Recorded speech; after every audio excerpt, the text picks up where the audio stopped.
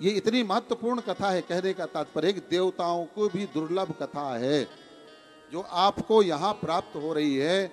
स्वर्ग से देवता भी तरसते हैं कि काश हमको भी यह कथा श्रवण करने को मिल जाती। महाराज कहते हैं कि एक दिन की बात है, कथा में, भागवत कथा में कुछ बातों को आप विशेष ध्यान रखना चाहिए महाराज। सबसे पहले कथा का बढ़िया गान होना चाहिए, फिर कथा पर कान होना चाहिए, कथा का ज्ञान होना चाहिए और कथा का ध्यान भी होना चाहिए। ये बातें जब आपके पास में होंगी ना और कथा श्रवण करेंगे तो कथा का पूरा लाभ मिलेगा।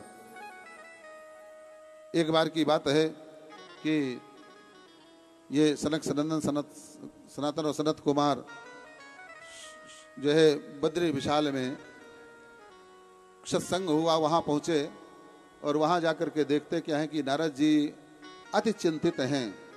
उनके चेहरे से बड़ा जो है अवसाद टपक रहा है, विषाद टपक रहा है, चिंतातुर दिखाई दे रहे। ऋषियों ने कहा, बोले महाराज क्यों आपके चेहरे में 12 बजे हुए हैं? आपके चेहरे में कथम ब्रह्मान दीन मुखा कुतश्चिंतातुरो भवान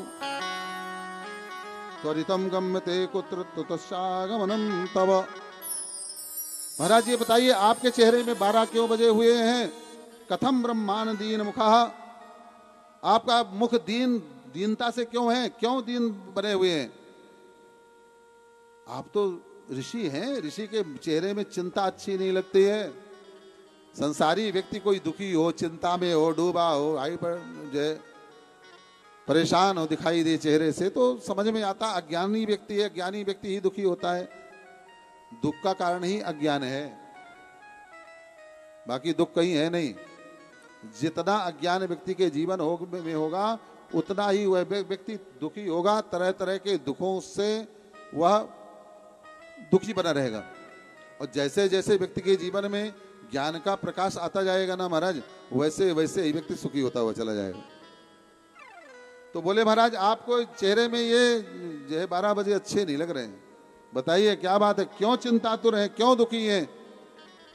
तो बहुत बढ़िया बात कही कि महाराज ये ऋषियों, ये तो जान सकते हैं आपकी ऋषि और महात्मा, संत और महात्मा का अपना कोई चिंता नहीं होती, अपना कोई दुख नहीं होता है। कभी भी अगर कोई वास्तव में जो संत है तो उसके जीवन की चिंता सिर्फ संसार और समाज होता है। विश्व कल्याण कैसे हो, विश्व का जो है सही मार्ग पर कैसे चले, विश्व की समस्याओं का समाधान कैसे हो, विश्व में राम राज्य की स्थापना कैसे हो, दुखों से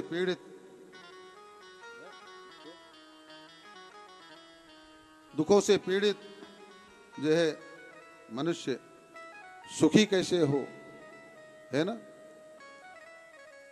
अच्छा बताइए कि जो महात्मा लोग दिन रात लगे रहते हैं, यज्ञ आदि करवाते हैं, दिन रात एक किए रहते हैं, उन्हें अपने लिए क्या चाहिए? कभी विचार किया है? हमने ही अगर 100 यज्ञों का संकल्प लिया है कि विश्व कल्याण के लिए 100 यज्ञ करने हैं, तो केवल विश्व कल्याण के लिए समाज की समस्या, समाज में धर्म की स्थापना कैसे हो, समाज सुखी कैसे हो, समाज की अव्यवस्थाएं कैसे मिटें,